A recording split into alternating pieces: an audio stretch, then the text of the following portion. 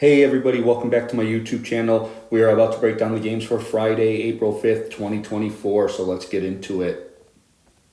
But first, let's take a look at how we did yesterday. Obviously not a lot of games yesterday, but we had a nice comeback after the Wednesday loss. The Twins lose for us, but the Tigers and Royals both win. And then we had a 3-player hit prop. We had Jazz Chisholm and Josh Bell for the Marlins, Paul Goldschmidt for the Cardinals, all get a hit. So we ended up winning 293 yesterday. That's huge. Now we're only down 111 for the month, just a little over a unit. So we should be able to get that back today.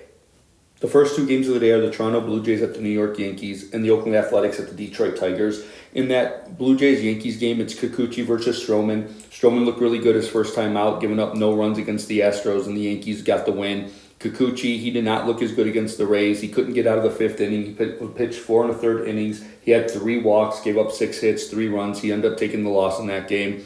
And besides that, the Yankees are coming home for the first home game of the year. They started out on their road trip 6-1, so they're really hot. And I'm sure the fan base, they already have a passionate fan base, and now on opening day, they're off to such a good start. I'm sure it's going to be pretty hectic there in New York. So we'll take the Yankees money line at -160. And then we also like Gleyber Torres and Dalton Varsho each to get a hit. Gleyber Torres actually has 22 at-bats against Kikuchi and is hitting over 400, so he has a lot of success against him in a nice, pretty big sample size. And then Varsho, he only has 3 at-bats against Stroman, but one of those at-bats is a homer, so we think he can get a hit there. And then the Oakland-Detroit game, we like the Tigers' money line -250. They have Skubal on the mound. He's definitely a Cy Young candidate. Pitched really well last year. He's going to be a superstar pitcher for them. So we're going to go with the Tigers money line. We'll probably look for a parlay partner. We don't like to lay more than -180, so we'll see if we can find a parlay partner. And then we like Spencer Torkelson to get a hit. Listen, he's off to a slow start. He isn't exactly lighting the world on fire. I think his batting average is under 200, but he still hits like third in the lineup. It's a lefty on the mound. He's a righty. Sears actually gave up 6 hits in under 3 innings in his opening day, in his first start of the year. So we think Torkelson can tag him for a base hit at least in this one. The next 2 games up are the Los Angeles Dodgers at the Chicago Cubs and the Tampa Bay Rays at the Colorado Rockies. In that Dodgers-Cubs game, we have 2 teams that are off to a pretty good start. Both of them are on 4-game winning streaks, so something's got to give. Miller, obviously, he's never faced the Cubs before. He doesn't have that many starts under his pro career. Hendricks, he didn't look too good in his last start, but the Cubs are at home. Hendricks is a better home pitcher, so I think it's best to just stay away from this one. I probably lean Dodgers. They are the better team. They have the better offense, obviously, with the big 3 up top. So I probably do lean Dodgers, but I think it's best to just stay away. I do like Cody Bellinger to get a hit. Lefty against a righty at home. Never faced him before, obviously, but we'll take him to get a hit. And then Max Muncy to get a hit and Freddie Freeman over 1.5 total bases. Both of them in their career against Hendricks. Both of them have a home run. Both of them have over a 360 batting average. So they've had a lot of success against Hendricks. So we'll take that as far as player props go. And then the Tampa Bay Ray Colorado game, we like Tampa Bay Rays -170 in this one. Littell is pitching for Tampa Bay. He looked really good his first time out. He went 6 innings and gave up no runs against Toronto. And then Colorado, they have Gomber on the mound against Arizona. He couldn't get out of the 5th inning. He gave up 6 hits and plus he walked 3 and gave up 3 earned runs. So we're going to go with Tampa Bay in this one at -170. The next 2 games up are the Baltimore Orioles at the Pittsburgh Pirates and the San Diego Padres at the San Francisco Giants. In the first game, the Orioles versus the Pirates, we have Grayson Rodriguez versus Jared Jones of the Pirates. Jared Jones made his major league debut in his last start, and he didn't look that bad. He ends up getting the win. He pitches a little over 5 innings. He gave up 3 runs. He looked pretty good. But on the other side of the ball, the Orioles have Grayson Rodriguez. He looks like a bona fide ace. He went 6 innings against the Angels in his first start, striking out 9. He's a big strikeout pitcher. The Pirates strike out a lot. So we'll take the Orioles money line at -140. And then we also like Adley Rutschman over half a hit. So we think Adley can get a hit against Jones. He'll bat lefty against Jones, the righty. And in the San Diego-San Francisco game, my first instinct was to stay away from this one. It's Cease versus Hicks. Cease and Hicks faced off against each other in the 3rd game of the year. Well, 5th game for the Pirates, 3rd game for the Giants. Hicks ended up getting the win. Hicks gave up no runs over 6 innings. Cease, he gave up 3 runs, 2 of which were earned. So I was just going to stay away, but then I saw San Diego at +100 even money. I don't think you're going to get Cease even money with that Padres lineup hitting behind them too often. I think most of the time he's going to be a minus play. So at plus 100, we're going to take a flyer. We're going to take the Padres in this one. And then we like Jake Cronenworth to get a hit. In that last game when they faced each other, Jake Cronenworth went 2 for 5 in that game, and one of his hits was off of Hicks. So we'll take Cronenworth to get a hit. The next 2 games up are the New York Mets at the Cincinnati Reds and the Philadelphia Phillies at the Washington Nationals.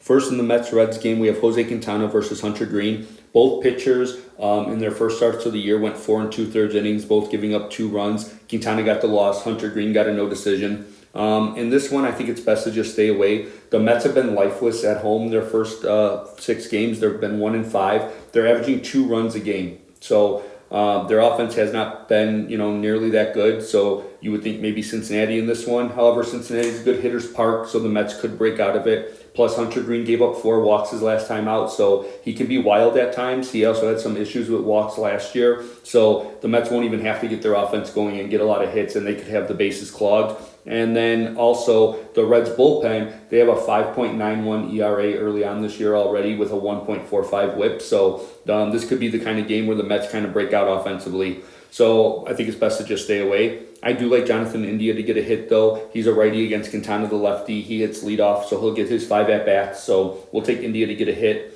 And then in the Nationals and Phillies game, it's Nola versus Corbin. They both faced each other last year, and the Phillies won 6-2. I don't think we need to overcomplicate the analysis on this one. Philadelphia is the better offense. Nola's the better pitcher. So we're just going to rock with Philadelphia. Money line minus 190. We'll probably try to find a parlay partner. We don't like to lay odds more than minus 180, which we say all the time. So we'll look for a parlay partner. And then I'll take JT Realmuto to get a hit in the game as well. He has 32 at-bats against Corbin and a 344 average plus 2 home runs against him. So I think Realmuto can get a hit.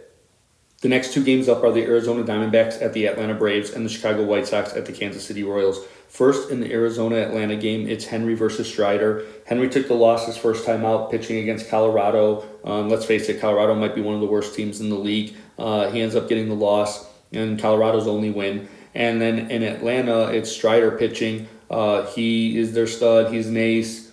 Cy Young candidate, leads the league in strikeouts. Big-time pitcher for the Braves. So we're going to take the Braves money line minus 267. Like I said before, we don't like laying more than minus 180, so we'll probably try to find a parlay partner. Strider pitched really well against Arizona last year. He actually pitched 12 innings and gave up 6 runs. Both games the Braves won, but Strider gave up 3 home runs total to the team last year. All 3 home runs were hit by players no longer on the team. In fact, out of the players that are still on Arizona, they only had a combined 4 hits against Strider in those 2 games. So Strider kind of dominates the guys who are left on the team. So we'll take the Braves in that one.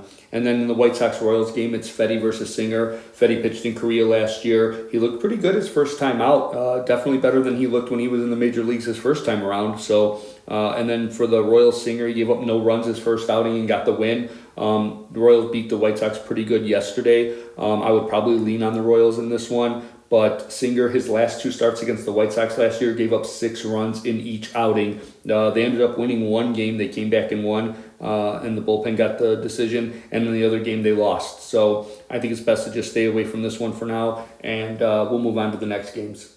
All right, the next 2 games to look at are the Houston Astros at the Texas Rangers and the Seattle Mariners at the Milwaukee Brewers.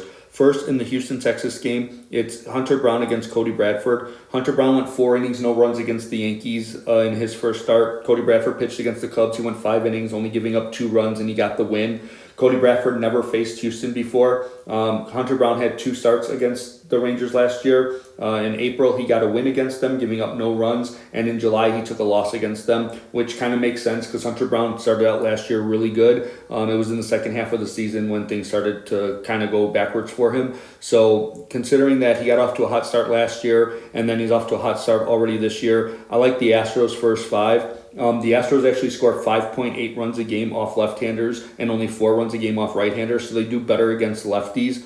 But I like them first 5 because the Astros bullpen has a 6 ERA with a 1.67 whip already this year in just a week. So the Astros bullpen has blown almost every game for them. So their 5 losses have all come from the bullpen. They had leads in almost all of those games. So I'll take the Astros first 5. And then I like Alex Bregman to get a hit. Righty versus lefty. I'll take Bregman to get a hit. And then in the Seattle-Milwaukee game, It's Logan Gilbert versus Freddie Peralta. They're both very, very similar. Gilbert went 7 innings, 1 run in his first start this year, and Freddie Peralta went 6 innings, 1 run in his first start this year. Gilbert had 8 strikeouts, Peralta had 8 strikeouts. They both walked 1. Seattle's offense has gotten off to a slow start. They're scoring just over 2 runs a game. Milwaukee's offense is over 4 runs a game. So I guess I would probably maybe lean Milwaukee in this one, but I think it's best to just stay away. I think the pitchers are very similar. I think the team's offenses are pretty similar, so we'll just stay away. We will take Yelich to get it over half a hit. We think Yelich can get a hit, lefty versus righty, and Yelich has been red hot this year to start the season, so we'll take Yelich to get a hit. And the last game of the night is the Boston Red Sox at the Los Angeles Angels. It's Cutter Crawford against Griffin Canning.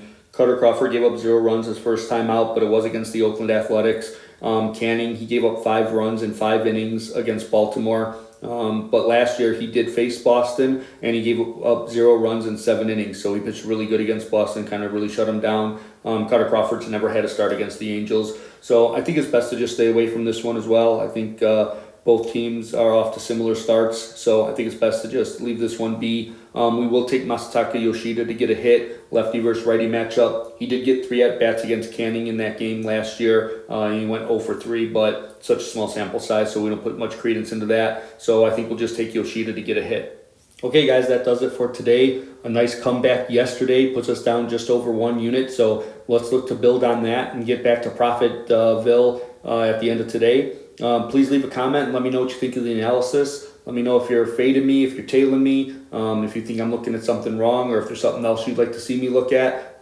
Please leave a comment. I'll reply to all that I can. And then if you click the like and subscribe button, it's going to go a long way to help me launch this channel. I think eventually what I'd like to do with this channel is every morning at like 8 a.m. Pacific time, go live where we break down the games live, and we can all chat and comment with each other and take a look at things together. I think that would be great. I think that's where I want this channel to grow to. But obviously I've only been doing this for 7 days. I need the likes, I need the subscribers, so we can get there. And then if you click on the notification bell, you'll get notified when I post my videos. I usually post them pretty early in the morning, so that way you guys have all the data and information that you need before you make your bets, whether you're tailing, fading me, or if you just like the info that I give, a little synopsis on each game to let you be more informed before you make your bets. And then if you follow me on X, formerly Twitter, and Instagram at Sportsbook Whisper, Sportsbook with no vowels. That's where I put my final plays of the day, guys. I've said it before in this video. This is all the leans that I'm looking at. I'm looking at them the night before, but before lineups are posted, before there's any like injury news or updates or anything like that, if a player is going to play or not. So after I look at all that, like these plays in this video are the ones I'm specifically looking at throughout the day. And then when I post my final plays about an hour or 2 before game time, I do it on those other social media platforms. So give me a follow there. All right, guys. All right, let's make it 2 in a row, and have a good day, and I'll see you tomorrow.